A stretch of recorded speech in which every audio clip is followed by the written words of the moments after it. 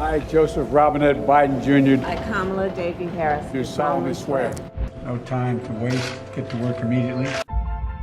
President Biden announced that the nation has administered 50 million doses of coronavirus vaccines. Everybody is eligible as of today. The bill as amended is passed. The Biden-Harris cabinet, it will be historic. The first Black U.S. Secretary of Defense, first ever openly gay person, the first Latino, first openly transgender official, first Native American to be confirmed. This is the first in American history that looks like America. We will repair our alliances and engage with the world once again. I intend to rebuild and reestablish our alliance, starting with NATO. After 100 days of rescue and renewal, we're working again, dreaming again, discovering again, and leading the world again.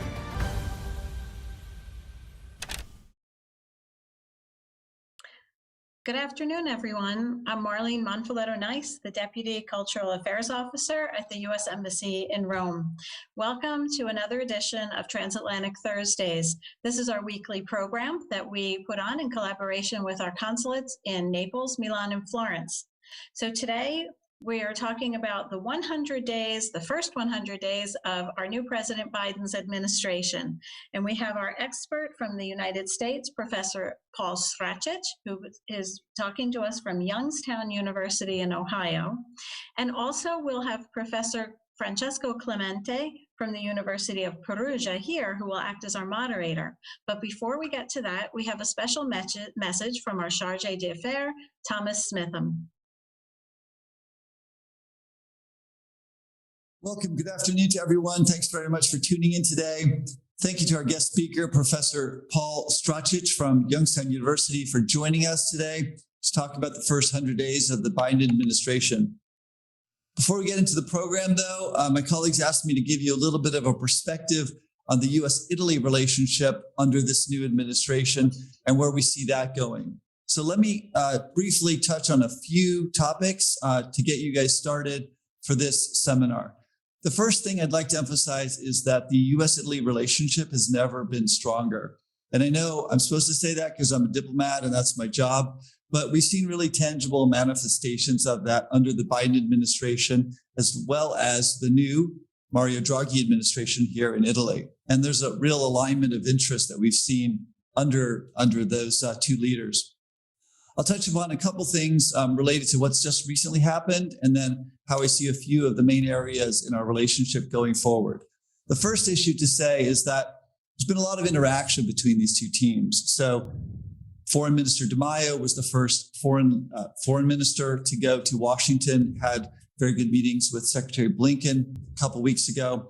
And today in Rome, Special Envoy John Kerry, former Secretary of State, who's now heading our climate agenda, is here for a range of meetings, including with the foreign minister and prime minister. So you can see that there are real important interactions that we're having between us. But those interactions are based on some real shared values. We've got cultural ties, social ties, important economic ties, including $100 billion in annual trade between our two countries. And then finally, defense and foreign policy ties. So in discussing those things, I like to break it down first by talking about the issue that's on everybody's mind, which is COVID. And we have had a great interaction with the Italians. Unfortunately, Italy was the first and hardest hit in Europe on COVID. And we worked together quite extensively in the early days. And the Italians were the beneficiaries of $70 or $80 million in US donations to try to get them out of the early days of the crisis. And we have a lot of research collaboration as well on vaccines and other things. On the economic side, as I said, $100 billion of annual trade and a real emphasis on getting our economies restarted post-pandemic. And that's another thing that I think that Biden and Draghi really share. Get our populations vaccinated, restart our economies post-pandemic. Defense is a huge area of collaboration between us. Many people might not know, but we have 30,000 American troops and family members based in Italy on Italian military bases. And those troops work under a NATO umbrella, but also a U.S. umbrella, based on our shared interest in defending the West and promoting security in the West. So a very important relationship, as well as what Italy does outside of Europe, including in Afghanistan and Iraq. That's continued very strongly, very robustly under this administration. Foreign policy issues, we have a big alignment in how we see the world. This administration in Italy is very much in sync with the U.S. transatlantic relationship, the importance of NATO to our security. And I think we'll see that going forward as well. And then finally, to sort of end where I started, there's this real cultural bond that we have based on immigration patterns. Almost 20 million Italians trace their lineage to Italy. And we have, traveling around Italy this year, the past couple of weeks, because Italy's been closed for most of the past year, I've seen a big desire to travel and to visit the cultural heritage that is Italy, and a big desire for Italians to travel to the US. And I think, sometimes we underestimate the importance of those people-to-people relationships, but those are really some of the, the fundamental bonds we have. So I'll close there and just say that the first 100 days of the Biden administration, very much in sync with the first, I'm not sure what it is, 90 days or 80 days of the Draghi administration. You've got two leaders who know each other, who have common interests, and are promoting a real common bond between our two countries. Thank you very much. So now I'd like to turn over the microphone to Professor Clementi. Hi, Marlene. Hi, all. Thanks a lot. It's really a pleasure to moderate this wonderful meeting together. Let me say only very, very few words about the topic of today, the first 100 days of the Biden administration. President Biden goes into government amidst four converging crises: the deadly pandemic, the dynamics of economic uncertainty, the issue of climate change, and at the end, but it's not the end, an issue related to a difficult political transition between the two administrations. In these 100 days, the president has moved very fast, and he has succeeded in many challenges. He has addressed the public health and have made a strong commitment on the pandemic issue to vaccinate all Americans as soon as possible. Also, Italy is arriving, let me say. And he asked the Congress, which approved it, a very relevant package of aid, 1.9 trillion. He have done very much, and also he did several other things. So it's really a pleasure today to listen the point of view of my colleague, a specialist, Professor Paul Sracic. Paul Sracic, I understand, also has a PowerPoint presentation to socialize to us all the things that he wants to say to us. At the end of the presentation, in this hour, more or less, that we stay together, Professor Sracic will respond to the questions that you can send to us through the YouTube chat or the Facebook.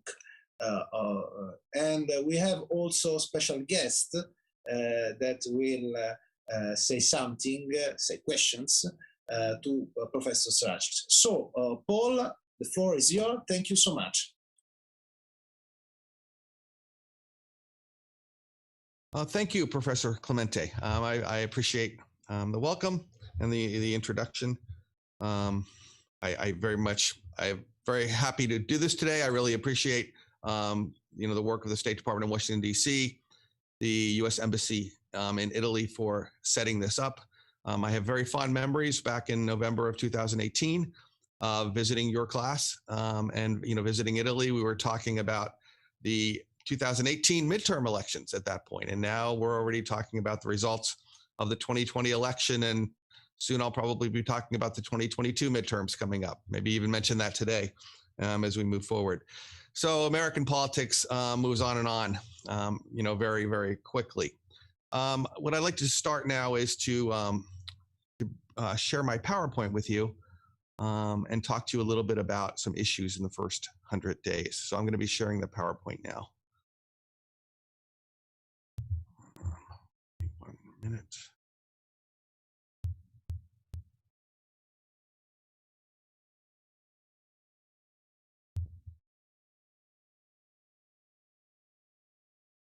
Okay. Hopefully you can all see the PowerPoint now. The first 100 days, and you often hear this measure in the United States, this idea of looking at a president's first 100 days in office, which in some ways, if you think about it, is kind of unfair. It's not very long, only a little over 3 months in office. And if you understand the American political system, and this is what I'm going to talk to you about quite a bit today, a system designed more to stop things from happening than to allow things to happen, that it's a little bit unreasonable to expect a lot to happen in only a little over 3 months. The reason that we use this measure, and we've been using it since 1933 in the United States, it goes back to President Roosevelt, Franklin Delano Roosevelt, who comes into office in the midst of the Great Depression, this national crisis that demands action. And within the first 100 days, he accomplishes many, many things. You see here sort of a list of everything. Notice it says March in this part, and we're dealing with the first 100 days. The reason it begins in March and goes through June is because we used to have presidents take office in March. We switched that to January now that it is. So this is still the first 100 days with Roosevelt, but it starts later in the year than you would start now. Those who study the first 100 days of Roosevelt understand, by the way, that many of these things that you see here, many of these accomplishments were actually rejected by the U.S. Supreme Court later on. So some of these things, they began to move forward, but they were changed or stopped by court decisions. And this led to a fight later on between Roosevelt and the Supreme Court. So something we're going to be talking about today. One of the things President Biden has done is set up this study commission on the Supreme Court because the Supreme Court is part of our system of checks and balances. Again, a system that's designed to really stop things from happening rather than to allow things to happen.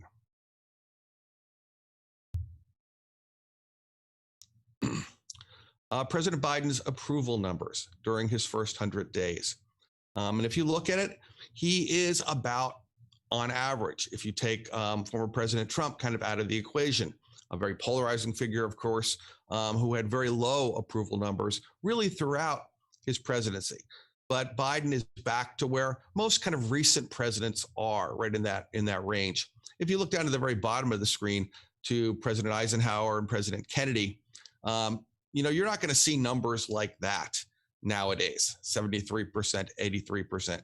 We used to talk about presidential honeymoons, that right after a president got elected, the presidents can accomplish a lot of things because there'd be cooperation between the different branches. This is sort of the honeymoon, like a newly married couple. Well, we don't really have honeymoons anymore because of how polarized we are in the United States. You walk into office and you're going to be faced with a lot of opposition. Even President Obama, right, who's at 65% after 100 days, suffered tremendous losses right in the 2010 midterm elections and had a huge fight with the Affordable Care Act trying to get it through. So he really didn't have a honeymoon any more than most modern presidents get that kind of acceptance from Congress. It's going to be a fight from day one. Roosevelt, if you go back to that, had a real advantage in that he had extreme majorities in his political party in both houses of Congress, both the House of Representatives and the Senate. It wasn't even close. It was such a landslide election that brings him into office. Again, modern presidents oftentimes don't enjoy that sort of a landslide election where they come into office with huge majorities. President Obama did have a comfortable majority eventually in the United States Senate.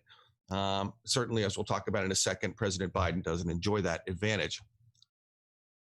As was mentioned by Professor Clementi, really probably the biggest accomplishment, legislative accomplishment of the new administration, of the Biden administration, is something called the American Rescue Plan, 1.9 trillion US dollars. So this is a huge plan, and the way most Americans saw it is if you made less than a certain amount of money, and it was pretty high, you got a $1,400 check from the United States government. It was called a stimulus check.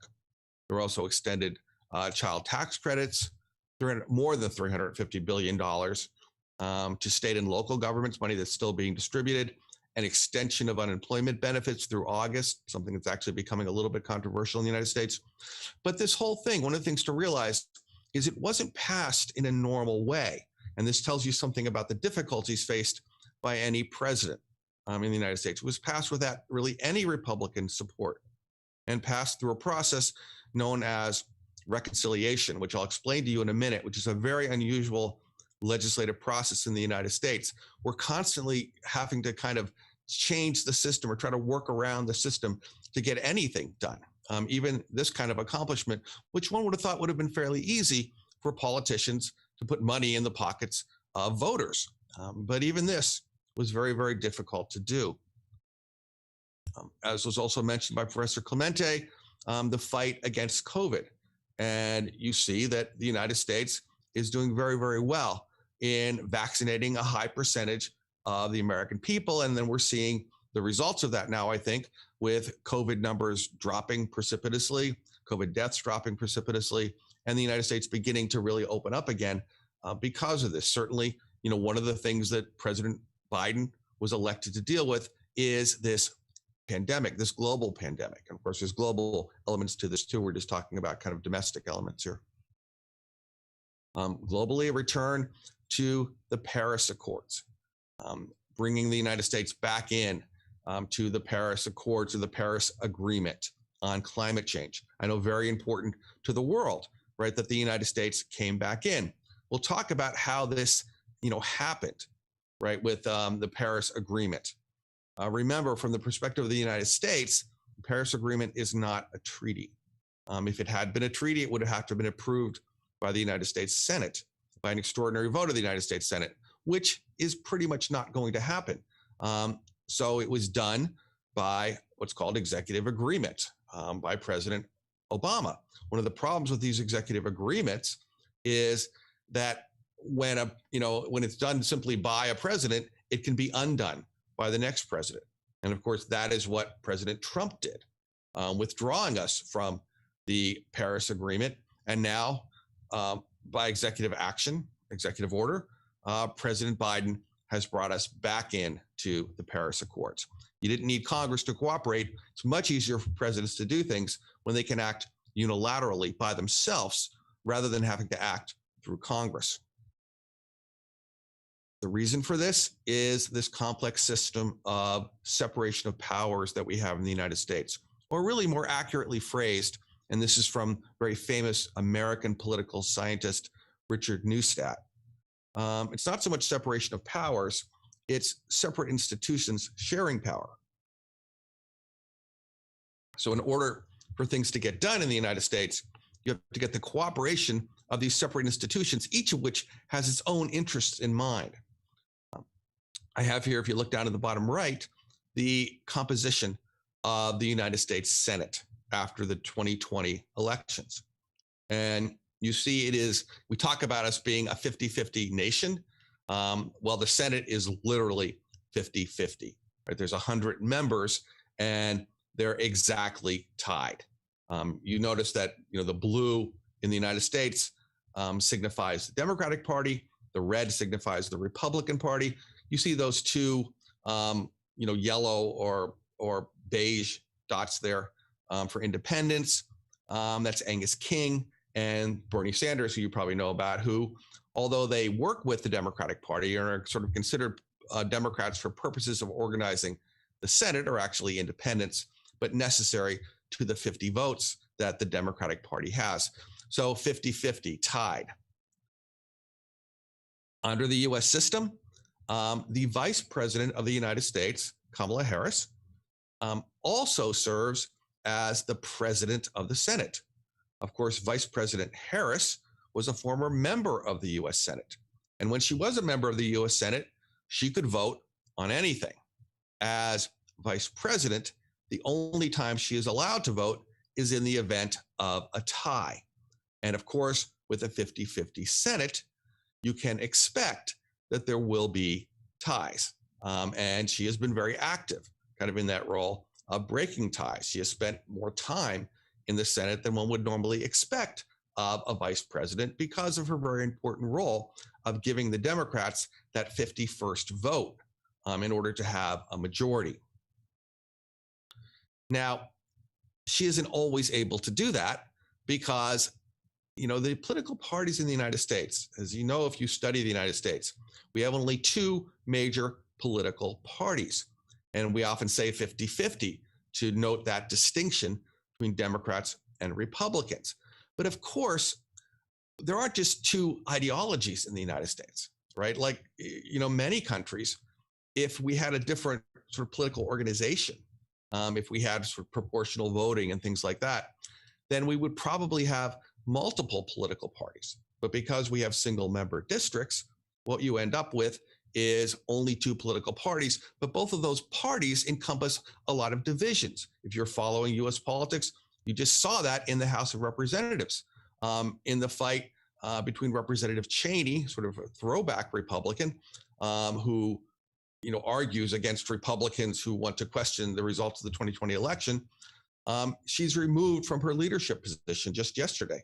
And that's a fight internally among the Republicans, between more Trumpist Republicans, let's say, and more traditional Republicans. So there's a division within the Republican Party. There are also divisions within the Democratic Party. And this is really symbolized by the senator that I have up here, Joseph Manchin, from the state of West Virginia. You know, West Virginia is a small state here in, you know, the east center, let's say, of the United States, just south of where I am right now. I'm in Ohio, just above that. So West Virginia. West Virginia used to be a very blue state, meaning a very Democratic state. There's a lot of white working class voters in that state who traditionally voted Democratic. But as those working class voters have moved towards the Republican Party, so has West Virginia. And West Virginia is now a solidly red state. Yet they have elected a Democrat, Joseph Manchin, a former governor, to the United States Senate. Joseph Manchin realizes his state is very conservative, and he is a conservative Democrat. He doesn't go along with some of the more progressive ideas of the Democratic Party. And because the Democrats only have 50 votes, they need every single one of the Democrats to vote with them to have a simple majority. And in many ways, you could argue that Joe Manchin is just as powerful in the US government right now as Joe Biden, you know, two Joes, because he has that kind of deciding vote. If he doesn't vote with the Democrats, it doesn't matter that you have Vice President Harris to break the tie, because there won't be a tie, because the Democrats won't have that minimum 50. So he's very, very powerful. Even if the Democrats manage to hold together their 50 vote, you know, majority, you might say, plurality, giving them the 51st vote with the vice president, that doesn't mean they can always pass things. In fact, oftentimes it means they can't, because we have this thing in the United States called the filibuster, which only works in the United States Senate. Right? In the House of Representatives, the Democrats, we're not really even talking about that. Democrats have a narrow majority in the House of Representatives, but it doesn't really matter how narrow it is as long as they hold together and it's more than one vote, because the House of Representatives is a straight majoritarian body. You have 50% or 51%, you can pass whatever you want. So it's very easy to pass laws in the United States House of Representatives. But of course, then you have to get the approval of the US Senate.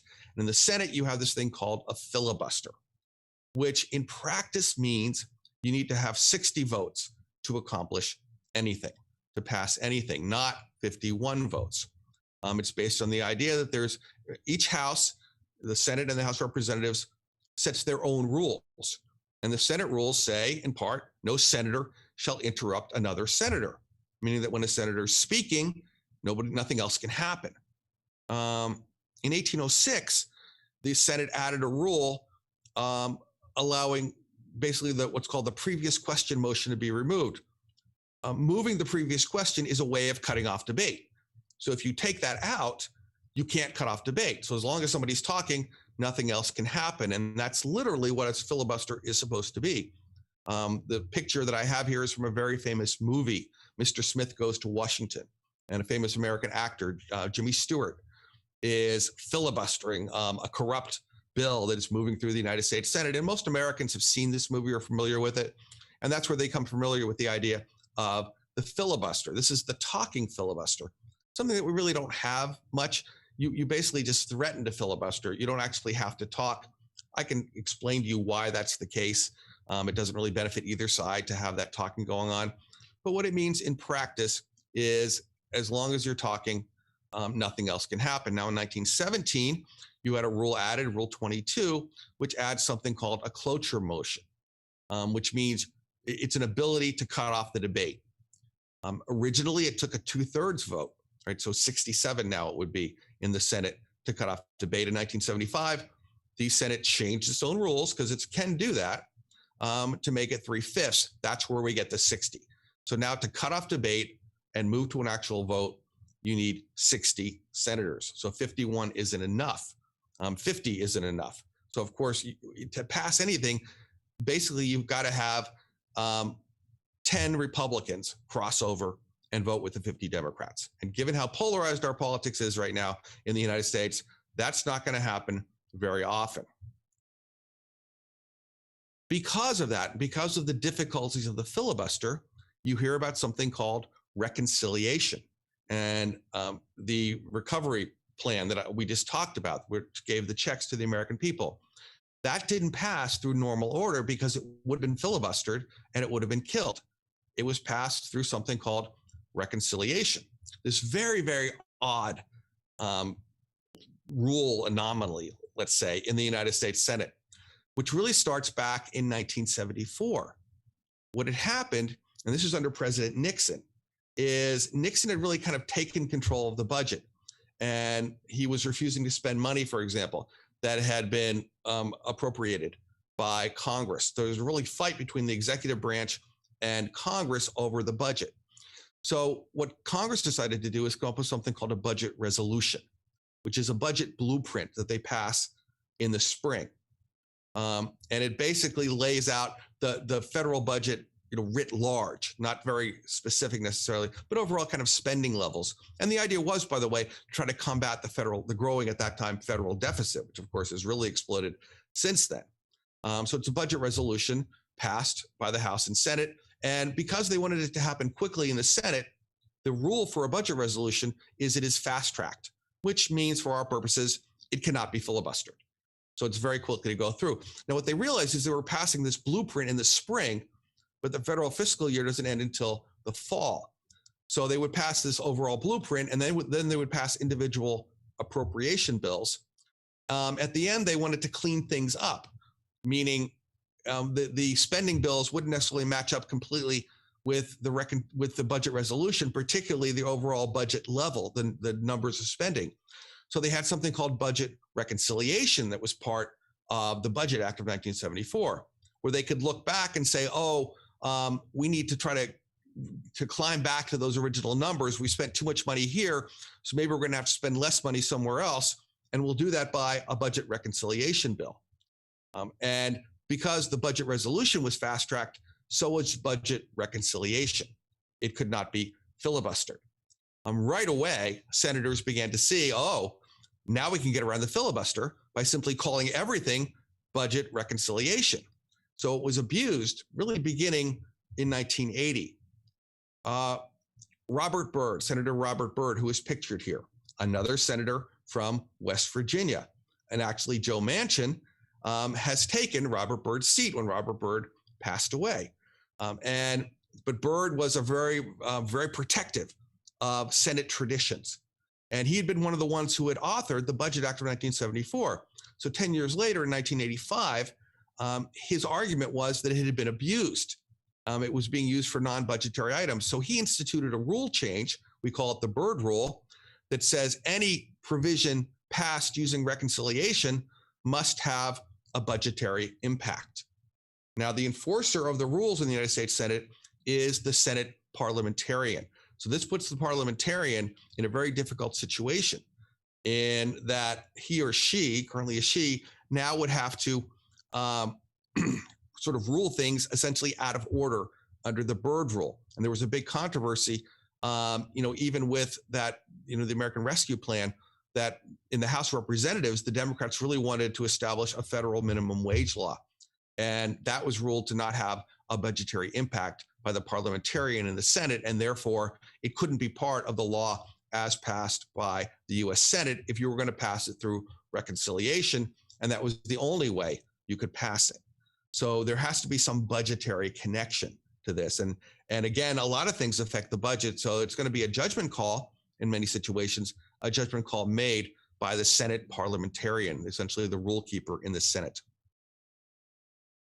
There are other bills out there. The infrastructure plan. There was just a big meeting at the White House yesterday, the American Jobs Plan, to talk about infrastructure and try to get the Republicans on board. Because there's a question whether you're able to pass it through reconciliation. If you can't, you're going to need some Republicans on board. Even if you pass it through reconciliation, in order to get Senator Manchin's vote, he has said that he wants Republicans to kind of be included in this conversation. So they're going to have to make changes. The American Families Plan, free preschool education, free community college, increased Pell Grants, which are grants in the United States used by students to pay their college tuition if they meet certain low income requirements. All these things are on the table. President Biden would like to have these plans approved, but again, he's facing a very difficult structure in Congress. Because there are so many things out there that prevent lawmaking from taking place in the normal way, going through the United States Senate, over time, we've developed unilateral ways for the president to act on their own. And we call these different things. Sometimes you'll hear the term executive order. Sometimes you'll hear executive proclamations, executive memorandums. These are recorded differently in the Federal Register, or sometimes not recorded at all. But beyond the recording differences, there's really no differences in them. They all accomplish the same thing. These are actions the president takes on their own, using the executive power that's vested in them by the Constitution, and the fact the Constitution says he shall take care that the laws be faithfully executed. This is all under Article 2 of the Constitution. It can be controversial depending upon how much takes place under these unilateral actions, but it's understandable why presidents try to do it because it's so difficult to get legislation through Congress. Some examples during the first 100 days now of things that President Biden has done via these unilateral, independent presidential actions that did not take any action from Congress. We talked about the reaction to the pandemic. Much of this was done by executive orders. Even though you couldn't get a minimum wage increase through the United States Senate so that it wouldn't be a national minimum wage, by an executive order, President Biden has ordered a minimum wage increase for federal workers. Clean energy executive order, talking about moving to, among other things, electric vehicles in the United States purchased by the federal government. The federal government has a lot of vehicles, and Biden has set a target date for making those all electric vehicles. The Supreme Court Commission was set up by executive order. Now, of course, you can only do so much by executive order. You can set up the commission, but you can't change the Supreme Court. The commission will talk about whether we should have, age limit. For example, now you serve for life, and you can serve into your 90s on the U.S. Supreme Court. We've had several justices serve into their 90s. Should there be a maximum retirement? Well, the Constitution says you serve for good behavior, which we understand to mean for life. So even if the commission were to recommend that, you would have to amend the Constitution to carry that out. If you were expanding the number of Supreme Court justices, that's been talked about. That would take legislation. Nothing in the Constitution about the number of justices, but it would take legislation in order to do that. And of course, we talked earlier about rejoining the Paris Accords. That was done again by executive order. DACA, Deferred Action for Childhood Arrivals. This was done by presidential memoranda, in part because President Trump removed the protection by memoranda. So Biden has put it back in. Again, really the same thing as an executive order. These DACA, these are children that were brought across in violation of U.S. immigration laws by their parents at a very young age. They've lived their whole lives in the United States. They think of themselves as Americans, but technically, because of the violation of our immigration laws, they are deportable. So DACA is the idea of suspending that for these people that came here through no fault of their own. It wasn't their decision to come here. And again, it's a very difficult situation because they've lived their whole lives as Americans, and it seems cruel to remove them from the country. President Obama had started this deferral. President Trump had backed off on it, and now President Biden has restored it to a certain degree. We're not really sure what the effect of that memorandum is. And finally, presidential proclamations. President Trump, very controversially early in his tenure in office, had instituted what some people call the Muslim ban, banning travel from several majority Muslim countries. That was rescinded by presidential proclamation because it was done by presidential proclamation. And the travel bans related to COVID-19 were again by presidential proclamation. President Biden has continued most of those and actually added one, including India at this point. Again, that's unilateral though.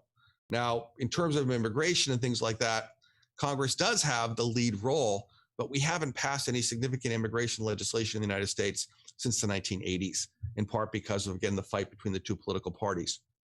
One final thing, and this is actually very, very important, and then I can move to your questions. I know I've probably gone a little too long here, but there's a lot to talk about.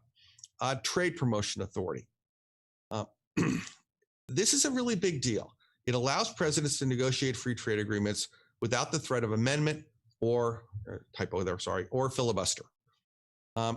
What happens if you think about trade agreements? They're negotiated not by the president, but by somebody who works for the president, right? The U.S. Trade Representative. And, you know, the power over trade, though, is with Congress, not with the president. Congress gets to regulate commerce. So the problem for presidents is if they were going to negotiate trade deals with other countries, could another country be sure that the president really spoke for the country? Because after all, Congress is going to get a hold of this and make amendments to it, try to block it. So in order to give the president more power, more ability to negotiate these trade agreements, what was invented in the 1970s is something called Trade Promotion Authority, where Congress grants that authority to the president and lays out negotiating objectives, says the president may negotiate trade agreements based on these principles under these guidelines. And if the president follows these guidelines and reports to Congress, the Congress guarantees they will consider the trade agreement without any amendments and without any filibuster. So it gives the president much more power to negotiate these. Because it is a surrender of power from Congress to the president, it is always what we call sunsetted, meaning it expires. And President Biden will lose trade promotion authority on July 1st. So if we're talking about any other trade agreements, reviving, for example, TTIP, right, the trade agreement between the United States and the EU, or getting back into the TPP, now the CPTPP, the trade agreement with Asia, President Biden will really need that authority. And there's some question about whether he'll even ask for it to be renewed at that point. I've written about this actually extensively, and I think in the chatter somewhere, there'll be a link somewhere provided to you if you're interested in really reading about this in detail. It's obviously important because there's a lot of trade conflicts, both ongoing and emerging between the United States and the EU. We have a temporary suspension sort of the tariffs with Airbus and Boeing. The steel tariffs, the 232 tariffs as they're called, national security tariffs, have not been removed by President Biden. He could do it by proclamation, again, all by himself, because they were put on by proclamation. We can talk about in the question and answer the situation with Harley-Davidson and the EU. So there's a lot of things to talk about in that area. But now I want to take your questions. I apologize if I've gone too long. Thank you for your patience.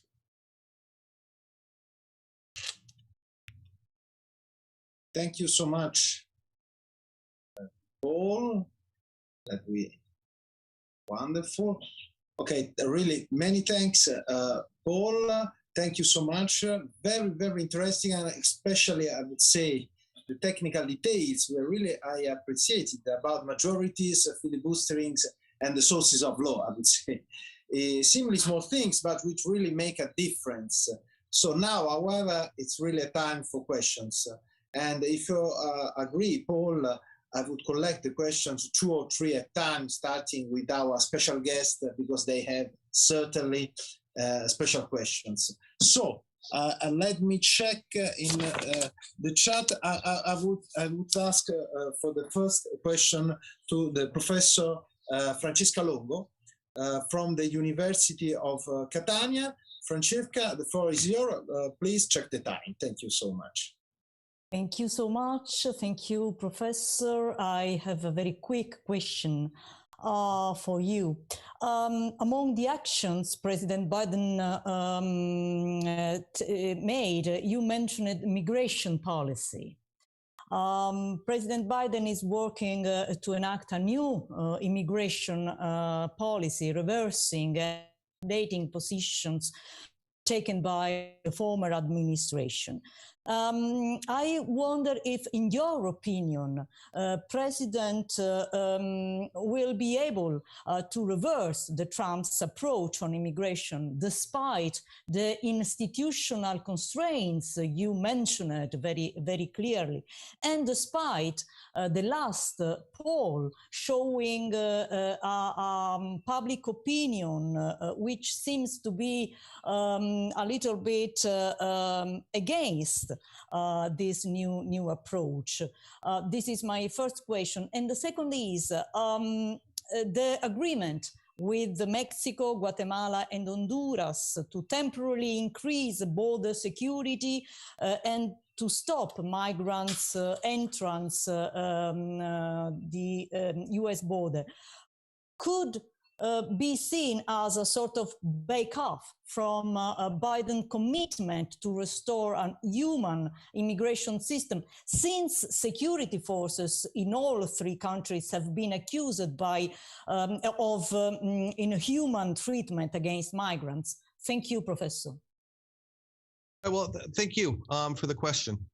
And I mean, immigration policy is very, very difficult in the United States. That's why we haven't passed really any kind of significant immigration reform in the United States since I think it was 1985, right? So because it's politicians are afraid of it in some degree. If you watch the Democratic primaries in 2020, there were some very bold statements taken by some of the candidates, basically taking an almost open borders approach to what we should do in the United States.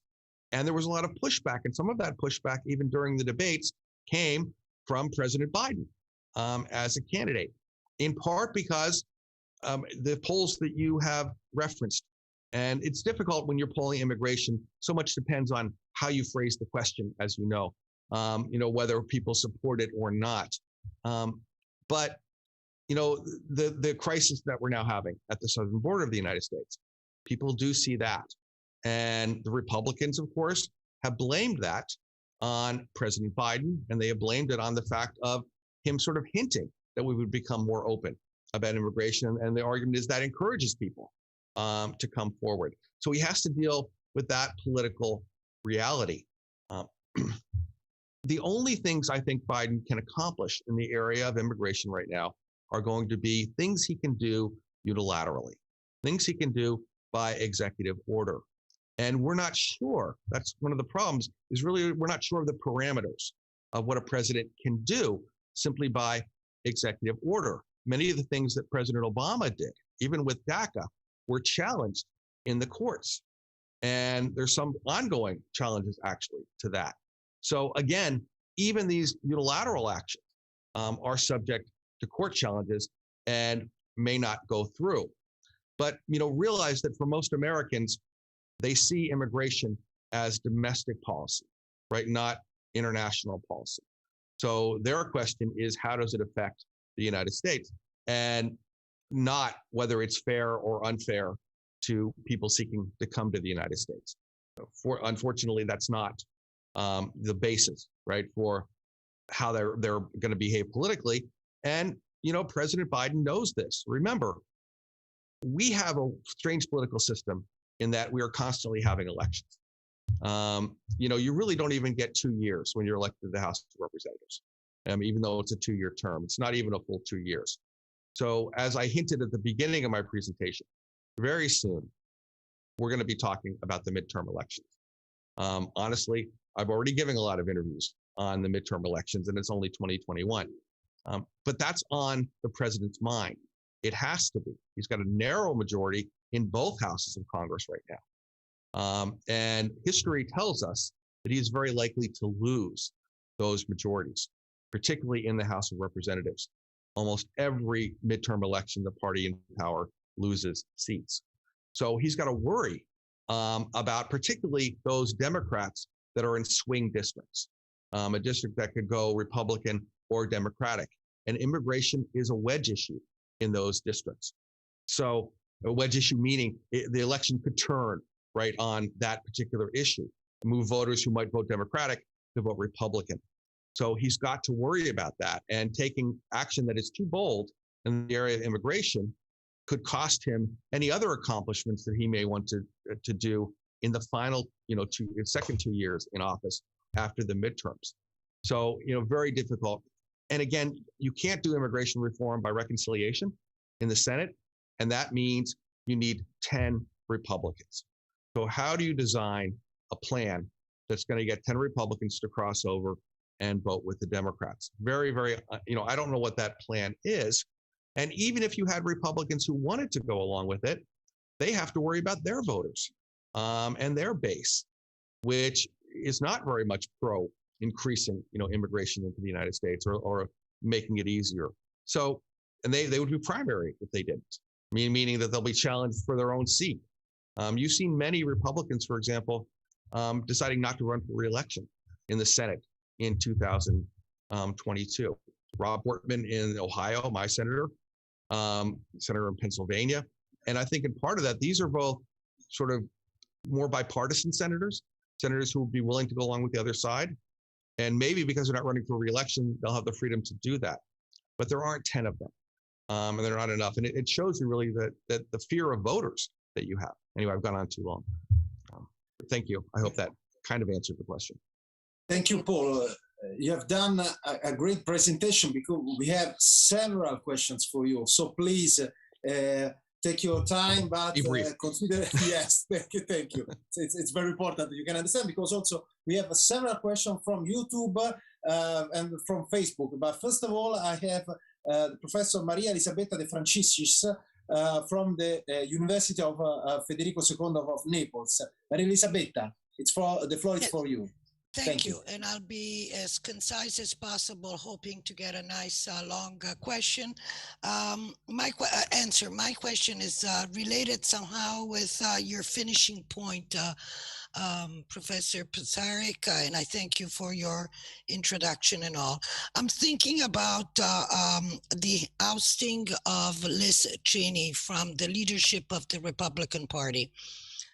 Yes, she is, as you said, a conservative Republican, but she has some following both in the House, and I assume those senators who have decided to resign, especially the Republicans who have decided to resign, could be a good perhaps support to her.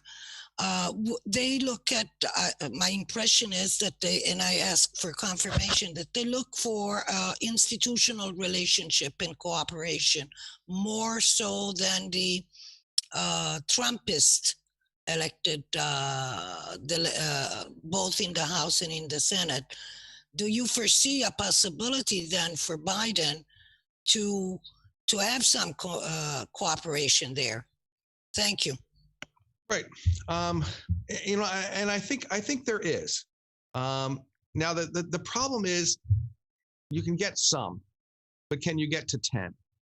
And you always have to remember the numbers. I think there are plenty of senators, 5 or 6, let's say, that we could say that would be willing to cross over and reach some middle ground. But will there be 10? Again, some of these senators are facing their own challenges in the election of 22. So they have to be, careful as they move forward. I think the real wild card here is actually Mitch McConnell. Now Mitch McConnell is the minority leader of the Senate, and he has a lot of power and a lot of influence. And he is known as a deal maker. Sometimes there's a caricature, I think, of Senator McConnell as being sort of this strict, Republican who just wants to defeat Democrats. Look, he's very competitive politically, but he also has served in the Senate for a very, very long time. And he came up in the Senate at a time when there was more bipartisanship, when there was more cooperation across the aisles. And getting him on board as a leader will be very, very important for President Biden. Of course, Biden served with McConnell in the Senate, so they have a relationship. And that's going to be the key to getting anything done. I think the Biden-McConnell relationship, and then McConnell working to try to get the senators on board. Thank you so much. Thank you so much, Paul. And thank you also, Maria Elisabetta. And now, Emanuele Corsico-Piccolomini. Please, Emanuele, briefly. Hello, everyone. Yeah, as short as I can. My question is pretty related to the previous one. Well, as American parties, they don't really celebrate traditional congresses as we do in Europe. What's in your opinion the future of both political parties? I mean, Republicans are now facing the conflicts between the two parties that got inside. So the Trump is one and the not Trump is one, and the Democrats are facing the erasing of the so-called socialist thought in their area. I mean, in this kind of strange electoral system, which because it's truly based on the relation with the electors, what will be the political future of these entities? Because we do have a very strange perspective from Italy and from Europe in general. Well, that's a great question, and it really is, and it's one that I've been thinking about, honestly, quite a bit. I think most American political scientists are, given the divisions within the parties that to put it bluntly, these people don't belong in the same party. Oftentimes, when you see their positions, and in any other country, they wouldn't be in the same political party. But correctly, it's our single-member districts, electoral college. There are all sorts of things that push towards only having two political parties. The thing that many of us, I think, are looking at, and you see arising in the United States, is ranked choice voting. And that is a possible, perhaps solution to this, and that it might lead to more moderate, more centrist candidates in both political parties being able to emerge from a ranked choice system, and even giving encouragement to those more moderate politicians that they might win. They can't win outright in a straight plurality, but they might be able to win in a ranked choice system. So Maine has already gone to that. And interesting, Susan Collins, who is among the most moderate of Republican senators, she was reelected under this ranked choice system, very comfortably, actually, in 2020, despite what some of us thought. And so I think that gives some people hope as we change the system. There's also just an article in The Atlantic. Someone is sort of pushing to change to ranked choice in the primary systems and change our primary system. We would have to change our political system, how our voting systems, if we're going to expect any kind of a change. And maybe we're going to have to, because these parties are just going to dissolve, on their own. If not, it's really hard to see. Already you see talk among the Republicans of breaking off, the more Liz Cheney Republicans, and starting a third political party. Now, if that happens, of course, it would be devastating to the Republican Party, right? And that's what everybody knows. That's what prevents the breakup. Because if you're going to create a third party out of the Republican Party, you're guaranteeing the Democrats win every election in a three-way race, because they're so it's a 50-50 country, almost literally, when you look at our elections. So you can't afford to lose anybody. But something has to break here. I think it's becoming too broad. There's too much of a division within the political parties right now, and the sorting is going on. But if you look at poll numbers, for the first time in history, I think we have the highest number of voters preferring a third party, or preferring claiming that they're independent. So there is an opportunity here, maybe for a third political party to emerge if we can change the electoral rules a little bit. That would be more moderate, more in between. They could take the conservative Democrats, right, and liberal Republicans, put them together. But I don't know if that answered your question, but it's certainly what you're pointing to is a big problem in our system. Thank you. Thank you so much for your answer. Thank you, Emanuele, and thank you, Paul. And now we have three questions from the web. Okay, the first is from YouTube, from Radu Bolborea. The question is, what is the Biden administration view of the Palestinian-Israeli conflict? The first, you can take note if you want. Okay. The second from YouTube is from Minea Zote. Is why do you think the US is so divided when it comes to political views? And the third, to make some changes, is from Facebook. And from the American corner in Trieste. And the question is, which of the Biden executive orders do you think will be revoked? Thank you, Paul. I'm sorry, what's the last question? The last question is from the American corner in Trieste. And the question is, which of the Biden executive orders do you think will be revoked? Okay. Okay. Okay. Do you mean the Trump orders revoked? I'm a little confused by this. No, the Biden, the new ones, I suppose. They wrote about the Biden executive orders, I suppose the new ones of the new administration. Well, sort of in the interest of time, I'm going to focus on the second one a little bit, and also because I'm not an expert in the Biden administration's foreign policy in the Middle East, and I think they're still sort of formulating their policy most likely, but certainly you have people from the State Department who can speak to that with a lot more knowledge than I can. So I'm going to avoid that question a little bit if you'd allow me to. But the question about why we're divided, which goes along, I think, with the prior question. And a lot of it is driven by social media and by American news channels. There is almost in the United States now no middle, meaning nowhere to go for information that is not more Democratic or more Republican. So the result has been that people's pre-existing biases are both fed, meaning sort of encouraged, and actually increased. If you're on Facebook, for example, and I look at my friends who are on Facebook, and I have noticed, I have very liberal friends and very conservative friends, because Facebook is basically people you knew from high school. Right. And what I've seen over the years is they're increasing in whatever position they have, either becoming much, much more farther left or much further right. And what it is, when I see them quoting news sources, they're being fed on social media only news stories that they already agree with. Right. So it's increasing, I think, the division because nobody sees the other side. Our news channels now, Fox News on the right, MSNBC on the left, they're becoming divided. So people are only getting information that already feeds into their biases, which I think is really increasing, these divisions in the United States. This really what's becoming a hatred, between the two sides, which is extremely, extremely unhealthy. And of course, that's feeding into the divisions that we're seeing in Congress with the inability. You can't cross over and compromise with the other side, because if you do, the media that supports your side is going to attack you.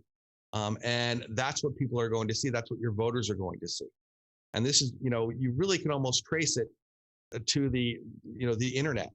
And as the internet became more popular, our divisions became worse and began to grow. I'm curious as to whether this is the same problem you're seeing in Europe at all, with this, because of course you're not immune to this also. In terms of the final question, the executive orders, of course, I don't think President Biden is going to revoke his own executive orders. Now, what you may be referring to is there is ability for the Congress, because any executive order has to be based either on an independent power that the president has to issue that order, something in the Constitution, or on legislation that has been passed by Congress, that the president is then, taking care to carry out that law. And if it is something passed by Congress, well, then Congress can change it. But again, there actually the power is somewhat with the president, in that the courts are very deferential, first of all, to presidents, including conservative judges and justices tend to be deferential to presidential power. For an actual change to take place in Congress, for Congress to overturn an executive order, again, President Biden would actually have the opportunity to veto that overturning. And then the burden is on the opponents, because to override a presidential veto takes a 2/3 vote of both houses. And just as the Democrats don't have 60 votes, the Republicans are really far from having, 67 votes for anything on their side. So I don't expect much of what President Biden has done by executive order to be overturned or revoked in terms of the question. Okay, Paul, thank you. Thank you so much. We have only, considering the time, only 2 more questions. The first is from Greta Mastroianni. Greta, I want to check. Greta is in charge for us, or maybe, okay, we go again. And the next is for Beppe Moro. Beppe, you are online. Today is not so easy with Greta. Okay, let me check. Okay, I will ask you something. Waiting to Beppe Moro and Greta Mastroianni. My question is about the topic that you said in your presentation that for me is very relevant, the Paris Accords and the climate change. If you say something more about this, because I suppose for Italians and for the European ones, it's a great topic and it's very relevant. Then, thank you. Thank you, Paul. Well, no, I think, the problem we had, and my understanding is when these agreements were reached, that the other parties to the agreements were sympathetic to the position of President Obama, in that this really should have been done as a treaty. But in order for it to be a treaty, you need an extraordinary vote in the United States Senate, right? More than 60 votes in the United States Senate. So they realized that President Obama couldn't get that. That's why it goes forward as what's called an executive agreement, which is just an agreement between the President of the United States and these other heads of government. And the problem with that is the insecurity.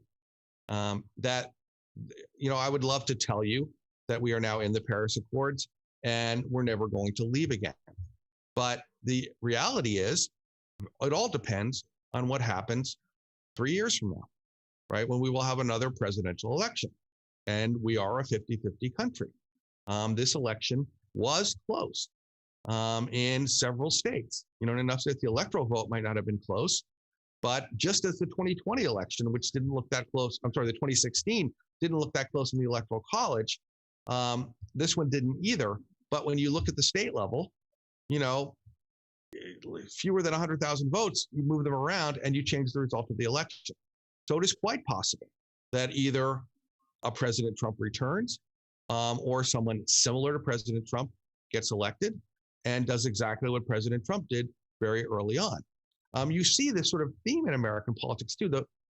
If you saw President Trump's speech that he gives on the lawn of the White House, I know the speech because he referred to Youngstown, the place that I live, and basically he said he represented Pittsburgh, not Paris. And then he mentioned Youngstown also in it. So the idea is it's an America first approach, that the reason we don't want to be in the Paris Accords is because we're interested in what benefits the United States, not what benefits the world. And this is not in our interest to do this. That was how President Trump phrased it. And notice how President Biden phrases many of his things, particularly with regard to trade. It's, again, an American first position because that's what plays in American politics. So I think there is no sort of security. President Biden clearly is committed to the Paris Accords and moving forward on green energy and things like that. But he's going to face opposition. We're facing gas lines in the United States right now, as you may know, on the East Coast of the United States, caused by hackers. right? Not by an action by the administration. But still, this is feeding back negatively on the Biden administration, and it's going to eventually tie back to climate change and things like that in opposition to laws which may make energy more difficult to get in the near future in the interest of combating global climate change. It's a long-winded answer. I'm sorry. It's hard to answer these questions briefly. But again, I don't know what the next 3 years are going to bring. And anything that needs Congress to legislate is going to be nearly impossible. No, thank you so much, Paul, because it's very interesting your answer about this. The last is about a topic very relevant in Italy, for instance, of today regarding the Supreme Court.